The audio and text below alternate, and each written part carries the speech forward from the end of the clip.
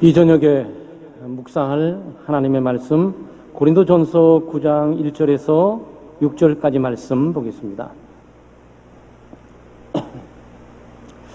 고린도전서 9장 1절에서 6절까지 한 구절씩 교독하고 6절은 함께한 목소리로 낭독합니다. 내가 자유인이 아니냐, 사도가 아니냐, 예수 우리 주를 보지 못하였느냐, 주 안에서 행한 나의 일이 너희가 아니냐.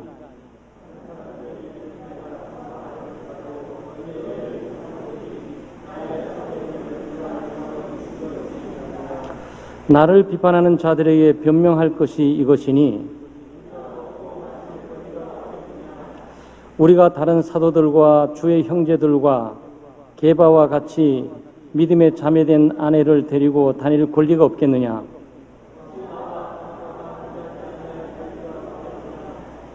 제가 7절은 읽어드립니다. 누가 자기 비용으로 군 복무를 하겠느냐? 누가 포도를 심고 그 열매를 먹지 않겠느냐? 누가 양떼를 기르고 그 양떼의 젖을 먹지 않겠느냐? 네, 교회와 이 참된 사역자 또는 목회자, 교육자, 참된 일꾼이라는 제목으로 말씀을 나누겠습니다. 그래서 하나님의 맡음받은 직분은 예수를 믿어야 되죠. 그래서 하나님의 백성들, 예수 믿는 사람들은 참된 믿음을 가지고 참된 예수 그리스도인이 되어야 됩니다. 그러니까 사람이 먼저 되어야 된다 이렇게 말하는 것처럼 뭐 세상의 교육도 좋고 출세 좋고 성공 좋고 뭐 돈 많이 버는 거 좋고 사회신분 지위 높은 거 좋은데 인간이 되라 먼저 뭐 이런 얘기를 많이 하지 않겠어요? 예수 믿고 신앙생활하면서 동분서주하고 많은 봉사, 많은 업적을 남겨도 네가 참 예수 바로 믿고 참된 기독교인이 되는 게 더 중요해 보인다. 이렇게 얘기하면 비슷한 내용이 되겠습니다. 그런데 우리가 예수 그리스도를 믿고 또 하나님의 은혜로 직분을 받고 또 하나님의 일들을 하게 되죠. 이 모든 것들은 하나님의 은혜입니다. 그래서 우리가 참된 기독교인, 참된 하나님의 일꾼이 되려면 먼저 예수 그리스도를 만나야 됩니다. 그리스도를 인격적으로 만나야 되죠. 이론적으로, 논리적으로 또는 체계적으로, 조직적으로 만나는 것이 아니고 인격적으로 마음과 마음을 그리스도를 만나고 생각이 그리스도를 만나고 그리고 인격이 그리스도를 만나야 되는 거죠. 그러니까 상상의 그리스도인 또 교리의 그리스도 이론의 그리스도, 단순한 정신의 그리스도가 아니고 살아계신 그리스도를 지금 내 앞에 있으면서 함께 동행하는 그런 삶의 모습이 우리들에게 있어야 됩니다. 여기에 지금 바울 사도의 고민은 뭐냐면 내가 자유자가 아니냐, 내가 사도가 아니냐, 내가 직분자가 아니냐 뭐 이런 얘기를 지금 하고 있는 거예요.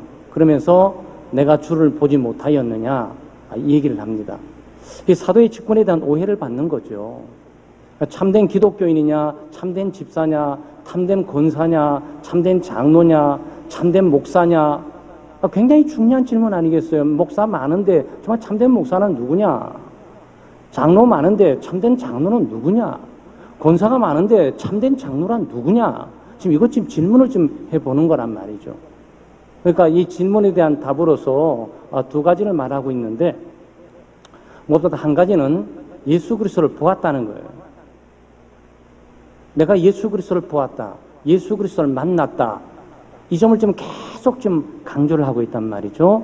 내가 자유인이 아니냐, 사도가 아니냐, 예수 우리 주를 보지 못하였느냐 얘기하는 거죠. 그러니까 이 사도직의 핵심은 그리스도께서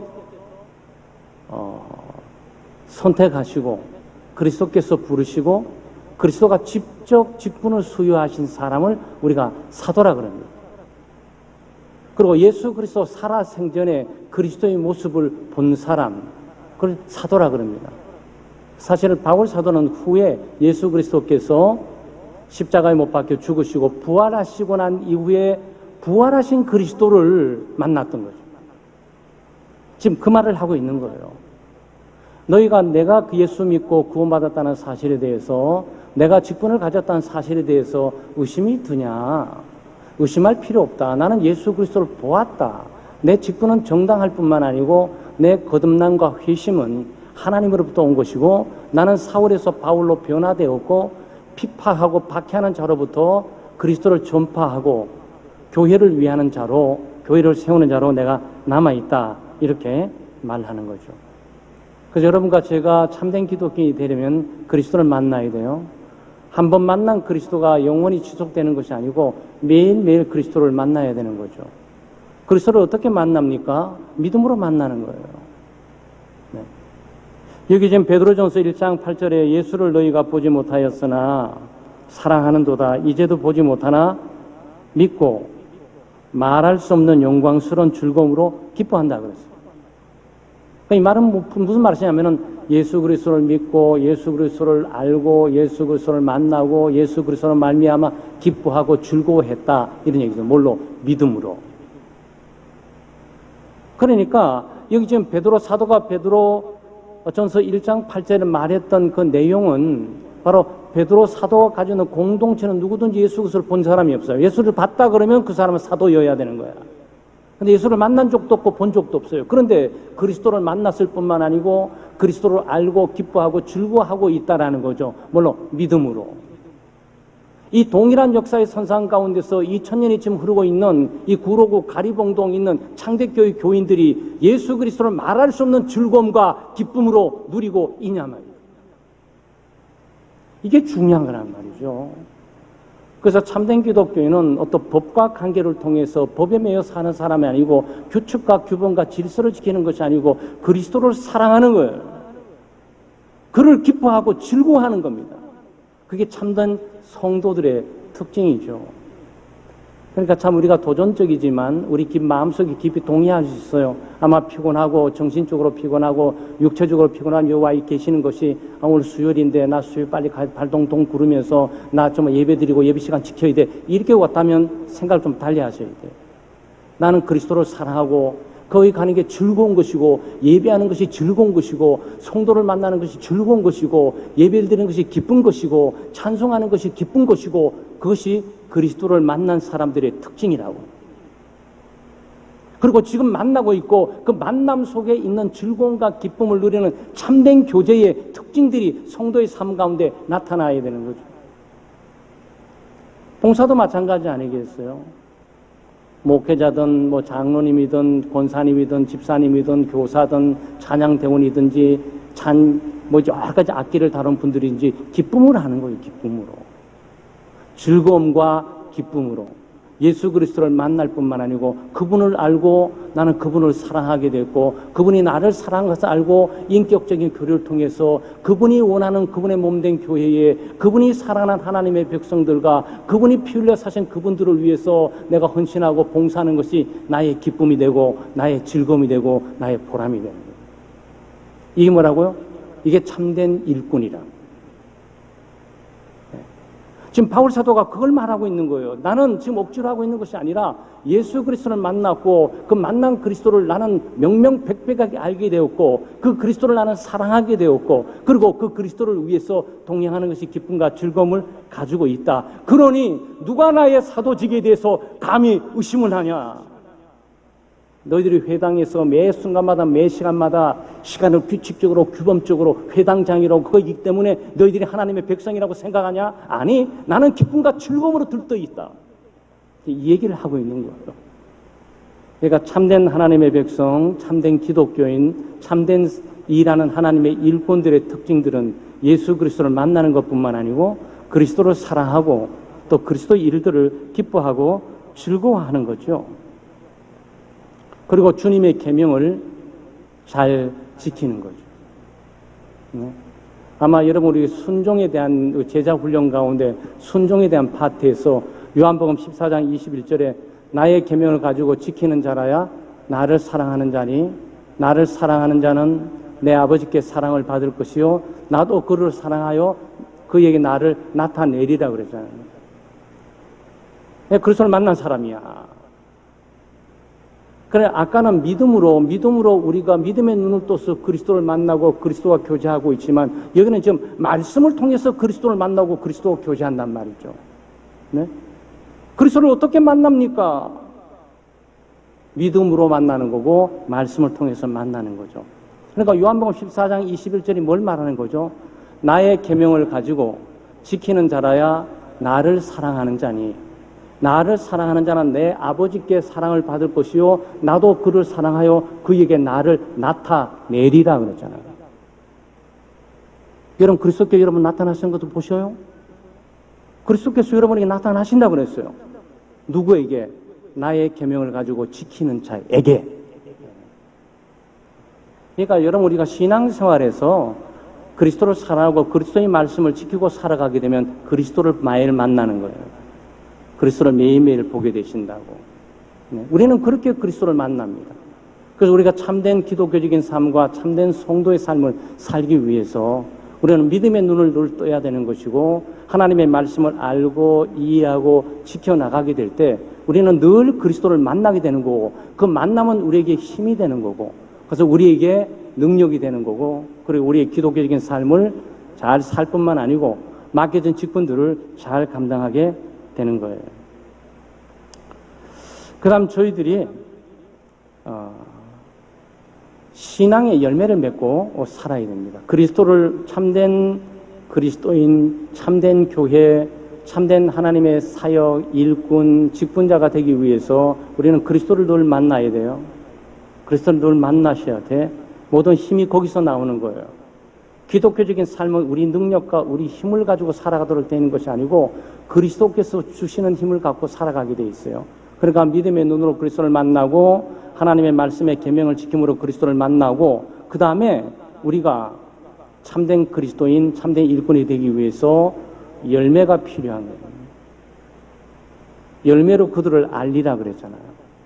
그러니까 열매는 굉장히 중요한 거예요. 근데 열매는 지금부터 맺기 시작하는 거예요. 사과나무, 배나무, 감나무는 지금부터 꽃이 되고 열매가 지금 나오기 시작한다고.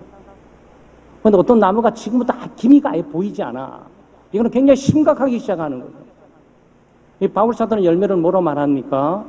열매를 고린도 교회 교인들이 내 믿음이 참된 믿음이며 내가 참된 하나님의 일꾼이고 참된 하나님의 사도임을 증명할 수 있는 증명서와 열매는 너희들이야. 하나 지금 말을 하고 있단 말이에요. 여기 보세요. 9장 1절 하반절에 주 안에서 행한 나의 일이 너희가 아니냐. 내가 행한 모든 결정판은 너희인 거야. 내가 전도하고 눈물 뿌리고 시련과 고난을 당하고 말씀을 증거하고 어려움을 겪고 했던 남이 나에게 외면상 사도인지 아닌지 모른다고 아무리 말을 해도 나는 사도임이 분명해. 왜냐하면 너희의 존재가 그걸 증명을 하고 있어. 지금 얘기를 하고 있는 거란 말이죠. 그러면서 2절 말씀에 다른 사람들에게는 내가 사도가 아닐지라도 너희에게는 사도이니 나의 사도됨을 주 안에서 인친 것이 너희라 그랬어요. 그러니까 여기 지금 말하고 있는 것이 뭡니까? 바울 사도는 신학교 졸업장이 없어요. 예수님이 졸업장을 주시지를 않았어, 한 번도. 그러니까 이게 문제가 되는 거예요. 그러니까 세상에 드러나 있는 어떤 것들은 뭔가 조직을 만들어서 자꾸 뭐 자격증을 막 도장 찍어주면서 남발하듯이 보내는데 이 사람은 자격증이 없어. 근데 사도인 줄 어떻게 아냐고. 그러니까 바울 사도가 말하는 것이면 너희가 나의 보증서인 거야. 그러니까 지금 말하고 있는 것이 뭐죠? 예수 그리스도께서 바울 사도를 부르셨어요. 이방인의 사도로 부르셨습니다. 바울 사도는 그리스도를 만나고 변화되었고 이방인의 사도의 사명을 감당하기 위해서 그 길로 모든 것들을 버려두고 그리스도를 따르면서 복음을 전파하고 또 전파하면서 결국은 고린도까지 와서 고린도 지역에 와가지고 복음을 전했어요. 복음을 전하니까 성령께서 역사해서 예수 믿는 사람들이 늘어난 거예요. 이 일단의 사람들을 모아가지고 1년 6개월 동안에 제자 훈련심을 가르쳤는데 바로 요 사람들이 고린도 교회인 거예요. 그런데 고린도 교회 내에서 의견이 분분하면서 저 사람이 말을 잘 못하니까 사도가 아니지 않냐. 아볼로는 말을 잘하는 거니까 저 사람이 더 멋지게 보인다. 아니. 바울은 도대체 저 사람이 옛날에 유대교에 있었던 사람 아니야. 출신 성분이 좀 불안해 보여.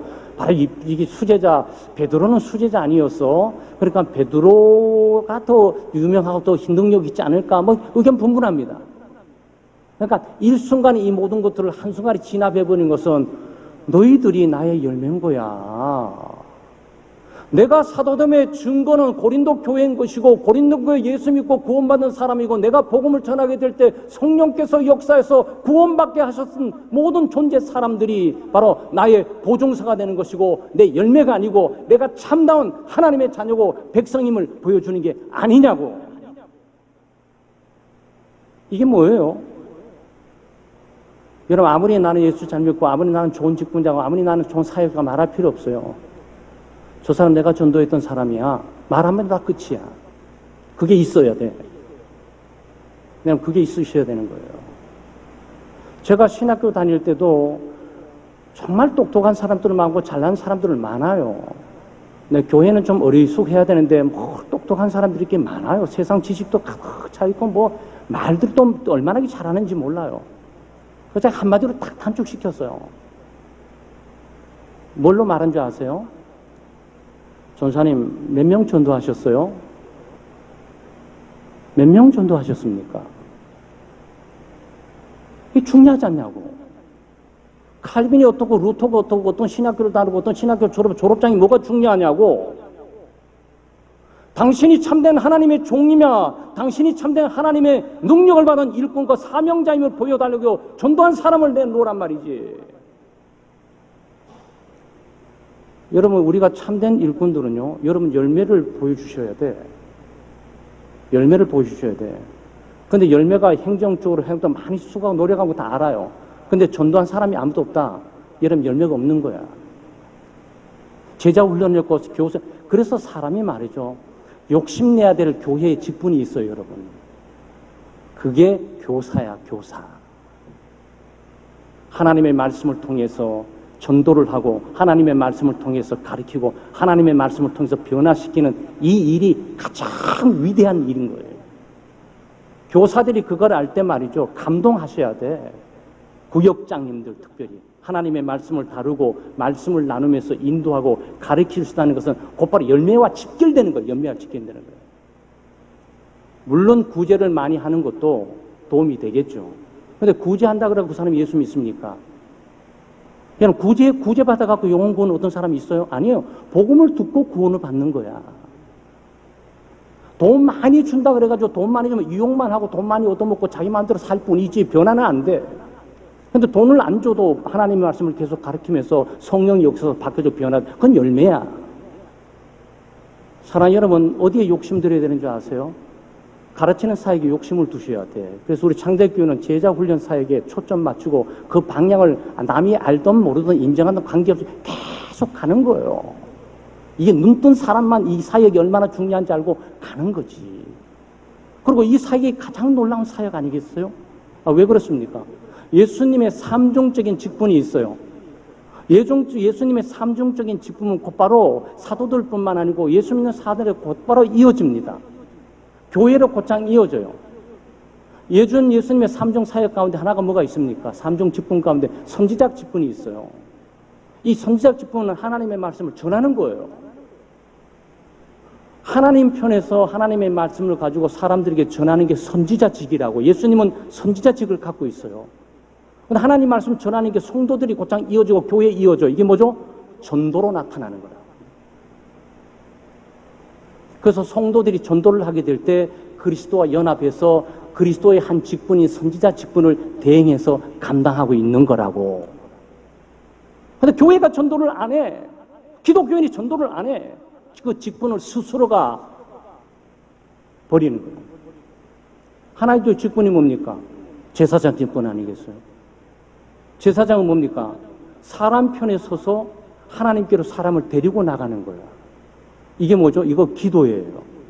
이게 예배기도 하고 기도. 그래서 제사장 직분은 사람을 데리고 하나님께 끌고 나가는 거예요. 그건 모든 성도들이 다 예배를 집도하는 목사가 돼야 되는 건 그게 아니죠. 그럼 어떻게 예수님의 제사장직이 성도들에게 곧바로 이어질 수 있냐? 기도를 통해서 나가게 돼 있어. 그래서 제사장인 거야.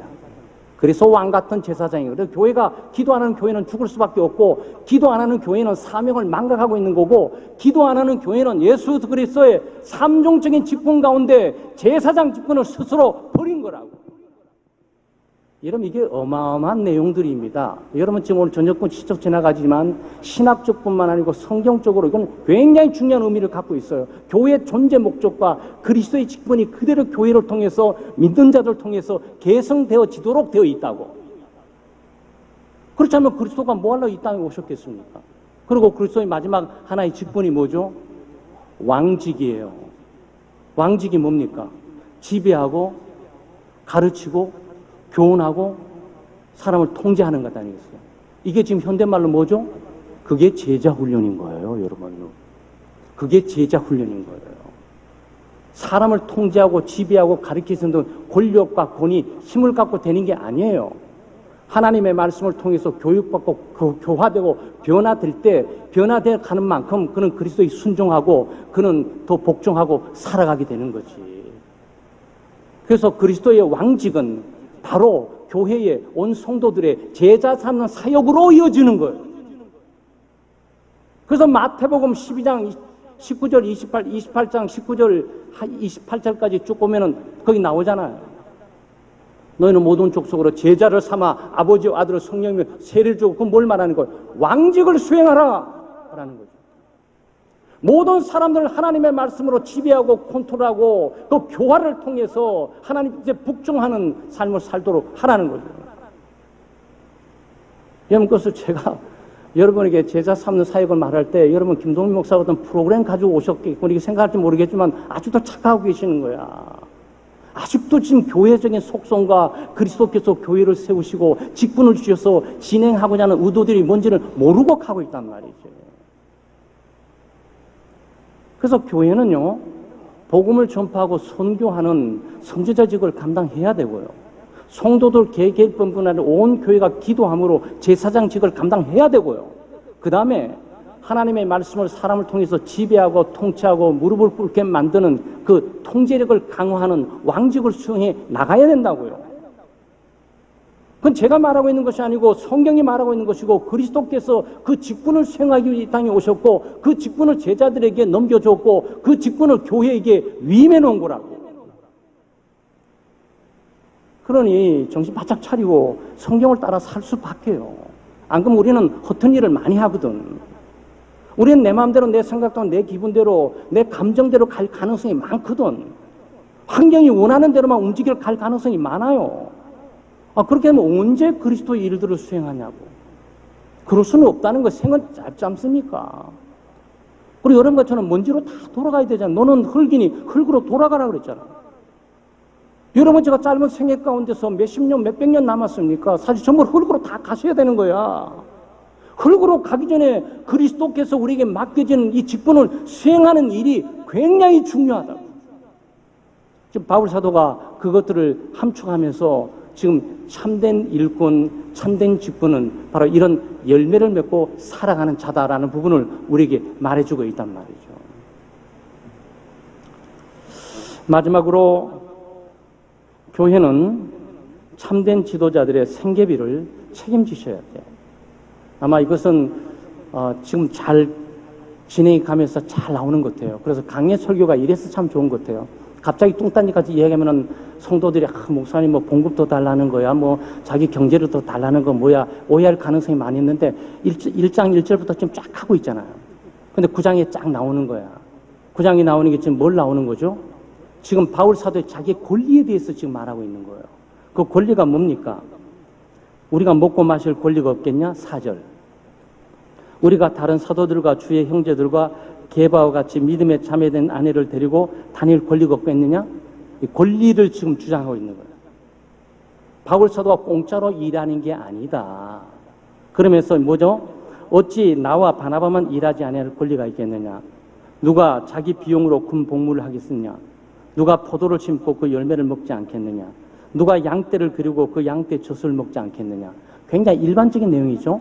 지금 뭘 말하냐고 있냐면은 이 바울 사도가 오해를 받았던 게 이 지금 베드로 일반적인 사도들이라든지 이 베드로라든지 또는 지금 예수님의 그 형제들 야고보와 유다라든지 이런 사도들은 교회를 다니면서 생계비를 받았어요.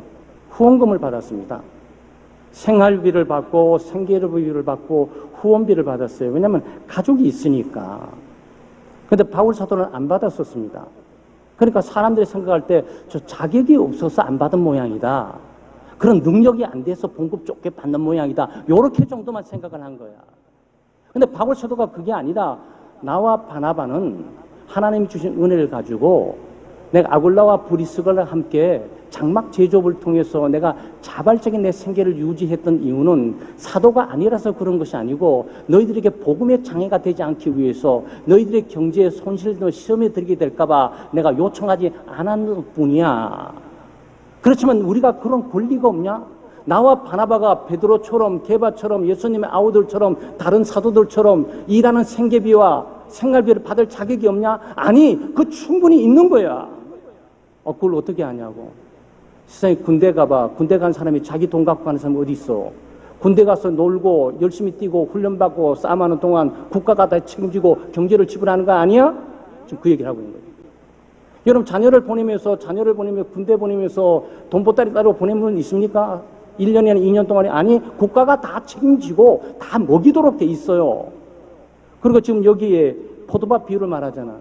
여러분 오늘부터 시작해가지고 4, 5년 동안 포도밭을 갖고 난 다음에 포도밭 다 갖고 난 다음에 다른 사람 다 따먹고 그러면서 자기는 무관심한 이 사람 어디 있어요? 왜 포도밭을 가꾸는 겁니까? 그걸 팔아서 내 생계에 도움이 되도록 하기 위해서 포도밭을 하는 게 아니냐고. 아주 자연스럽지 않냐고 지금. 그러면서 양떼를 있는 거예요. 양을 다 하기로 뭐 유진이도 이번에 가보니까 뭐 이쪽 저쪽이 전부 양떼들로 가득 차 있고 뭐 소떼나 뭐 말떼로 가득 차 있는데 그럼 뭘 양떼를 그렇게 키우냐고. 양의 젖을 짜먹기 위해서 하는 거예요. 그건 자연적인 이치예요. 또 오해하지 마세요. 창대교회는 그런 부분들을 잘 하고 계시고 하니까 뭐 염려할 것들 말씀드리는데 교회의 가장 1차적인 의무 책임이 목회자의 생계비를 지원하는 거예요. 지금 그걸 말하고 있는 거예요. 교회가 세워져서 교회가 제일 먼저 해야 될 일들은 목회자 생계비의 전체적인 지원이 최고의 급선무예요. 아마 여러분 멀리 가실 필요도 없어요. 한국교회 100년사 가운데 가까이 평양, 산정령 교회 뭐 이런 교회도 시작해서 가면은 거기 남쪽에 복음을 전해야 될 것들이 많으니까 복음 전할 사람이 없으니까 그때는 전도 부인이라고 그랬어요. 네? 여전사 의장 전도 부인이 있었고 뭐 장로님은 그런지 영수라고 있었어요. 네, 그분들 가운데 하나님을 하기를 원하면은 정말 그분들 모든 생계를 그만두고 뭐 남쪽으로 가고 경상도도 가고 경상남도 가고 어디를 가게 되면 당신의 자녀비 그리고 당신 자녀의 학비 그리고 당신의 생활비 사역비를 우리 선교회가 다 준비해서 지원할게 그러고 간 거라고. 그 한국교회 전통이에요, 여러분. 전통이야. 여러분 안 하고 있어서 말씀드리는 것이 아니고 개척교회를 하기를 원하는 장로님이나 집사님들은 모실 목사님인데 생계비를 준비하고 움직이셔야 돼. 바로 그것 때문에 우리가 잘 안 되기 때문에 총회뿐만 아니라 노예가 개척교회 할 때 3천만 원 지원, 2천만 원 지원하고 한 달에 100만 원씩 3년간 지원하는 거예요. 왜 지원해야 되는 겁니까? 목회자가 가족이 있고 생계비가 유지돼야 하나님의 일에 집중하는 게 아니냐고. 근데 자연스럽고 당연한 일들이 그렇게 생각하기가 어렵냐고. 그래서 뭐 우리는 그런 일이 있으면 또 좋고 감사하겠지만 개척교회 할 일이 있으면 제일 먼저 모실 수 있는 목회자와 전도자에 대한 생활비 문제를 반드시 확보가 돼야 돼요. 이 부분들이. 우리 선교사뿐만 아니고 요번에 뭐 고신 총회도 다녀왔었는데 고신 교단에 보니까 고신이 굉장히 좀 크더라고요. 네, 복음병원도 있고 고신 대학도 있고 또 천안에 선교센터가 있고 대전에 선교센터가 있고 천안에 또 그 신학 대학원이 있고 뭐 그러더라고. 그 선교센터 갔는데 자기 선교 어떻게 훈련해 보냅니까? 그러니까 1단계, 2단계 다 훈련을 해서 한 1년 정도 훈련을 받고 그 다음에 훈련받게 될 때, 나가게 될 때 어떤 선교지를 결정할 것을 결정하고 가게 될 때 300만 원 정도 자기 스스로가 자가로 후원해 줄 수 있는 사람들을 만들어 놓고 학부가 되면 보낸다는 거예요. 보내도 선교사를 가는 게 아니에요. 2년 동안에 거기서 어학을 받고 문화가 적응하는 것을 보고 2년 있다가 선교사가 될 수 있는 자격이 있냐 아니냐를 결정한다는 거예요. 그러니까 거기서 보는 그 단 한 가지 가장 중요한 것은 핵심적으로 마지막에 자녀들과 함께 생활하면서 아이들의 학비를 지원할 수 있는 300만에 400만 사이에 후원금을 확보해 갖고 오라는 거야. 그래서 우리는 참 그걸 이제 100만 원씩 대줬는데, 우리도 그거 많이 써야 되겠어. 개인이 확보해 갖고 오더라고, 개인이. 교회를 통해서, 아는 분들을 통해서 확보를 해서 자기가 나가서 사람들에게 신세를 지지 않고, 이 사람 저 사람에게 뭐 좀 도와달라고 말하지 않고, 탁탁탁탁 진행돼 가는 거란 말이에요. 그 교회가 굉장히 중요해요. 아마 여러분이 좀 그 초상이 잘 모르겠지만, 뭐 경제 문제지만, 또 우리도 또 발칵 뒤집어져서 시험 들어 그러지 마시고 상황도 좀 아실 필요가 좀 있어 보이는 것 같아요. 우리 교단이나 교단 계신 분들이. 합동 중에 부목사님이 350만 원, 400만 원 받는 거 아세요? 아마 충격 받으실 거야. 우리 담임 목사도 그 정도 수준이 안 되는데. 그거 어떻게 하면 좋냐고.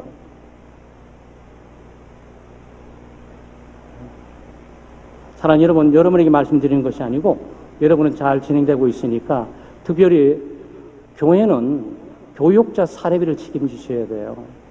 생계비를 책임지셔야 되고 후원비를 책임지셔야 돼요. 그러니까 11조를 제대로 하셔야 교회가 돌아가게 돼 있다고. 우린 너무 연약하세요. 여러분 어떨 땐 너무 태평이신 것 같아. 그래서 우리 교단 신학교 학생들이 그렇게 없는 이유가 거기 있는 거고 장로님 아들들이 목회길로 가지 못하는 이유가 거기 있는 거야. 가봐야 뻔한 거, 그 가난하게 평생 살게 될 걸. 그건 아니단 말이죠. 목사의 직이 과연 그런 직이냐고. 물론 뉴욕교회 정도까지는 괜찮고 워싱턴 정도까지는 괜찮아요. 거기는 보통 한 6,000불, 한 달에 한 6,000불, 7,000불 정도 되니까 한 700만 원, 850만 원 이 정도 돼야 국가에서 그 사람이 교회 목사로서의 그 교회를 정부에 등록시키는 교회가 되는 거예요. 그냥 그런 거예요. 그거 이상한 게 아니에요. 옛날 우리 자랄 때는 말이죠. 어른들이 그냥 목사는 가난해야 되고 목사는 막 찌그러져야 되고 배고파서 울부짖어야 되고 그래야 기도를 더 열심히 하고. 요즘 시대가 많이 달라져서 그런 전도사님이나 그런 목사님들이 없어요. 오지를 않아. 나타나지는 않아요. 우리 교단 내에 인재 양성해서 키우기가 굉장히 열하고 힘들어요.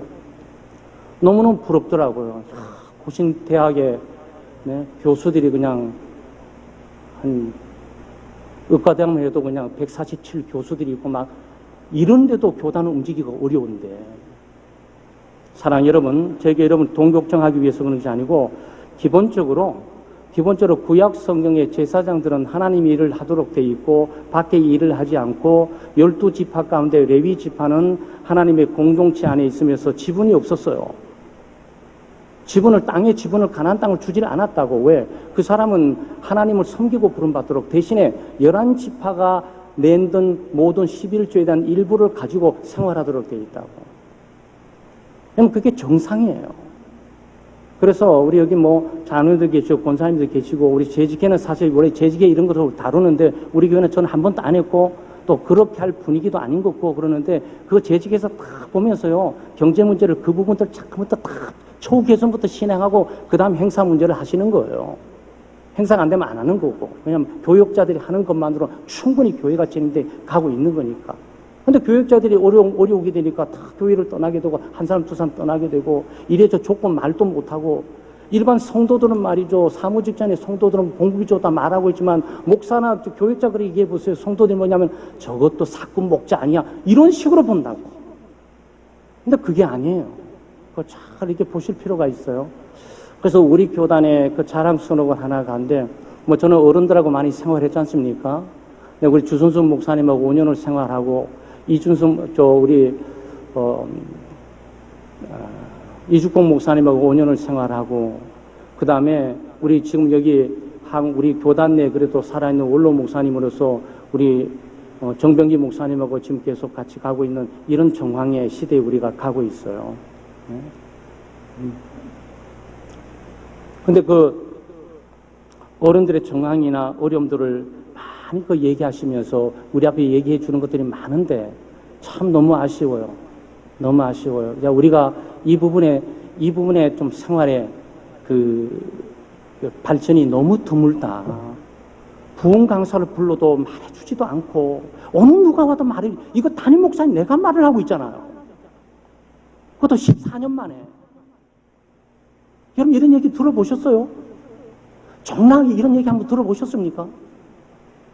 그냥 여기 이제 헌금들은 다 보냈는데 자기 교회 목회나 자기 교육자는 뭐 어떤 일을 겪고 있는지 아무도 몰라. 너무너무 안타까워요. 인재 양성에 좀 관심도 가지시고 또 이 목회자를 아끼셔야 돼. 제가 있다고 말씀드린 게 아니에요. 제가 사역을 하면 여기 얼마나 오래 사역하겠습니까?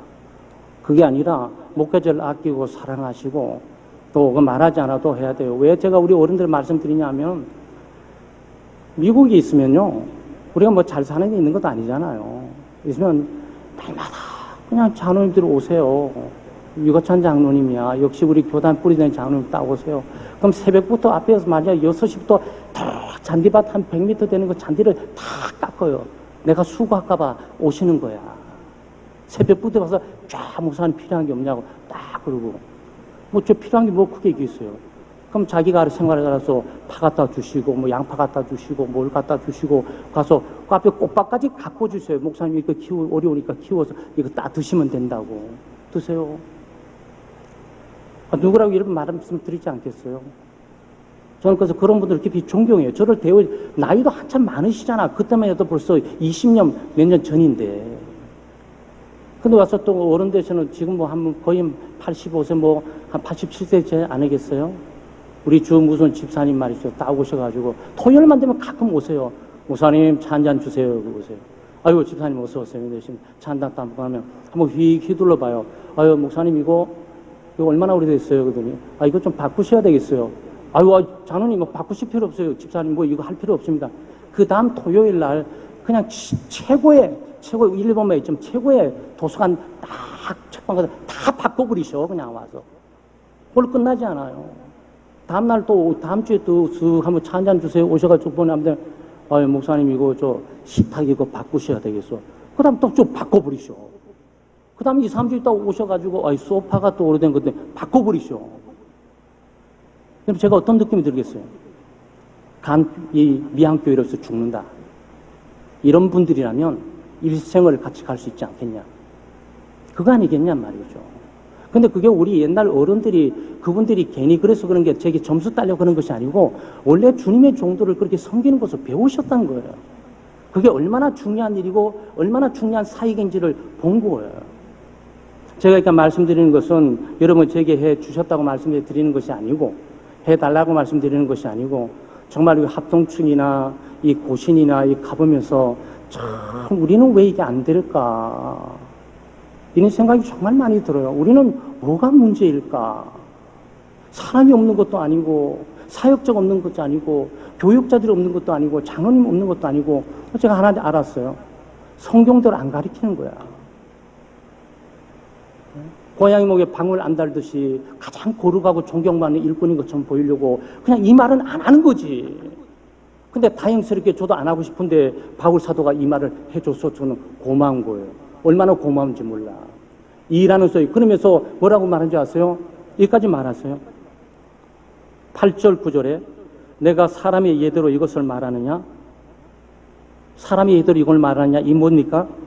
군인들이 군복무할 때 그 사람 돈 갖고 하는 것이 나라에 다 되는 것이고 포도밭에 포도를 가꾸는 그 가수원 지기가 그것을 따서 먹는 것은 당연하지 않겠냐.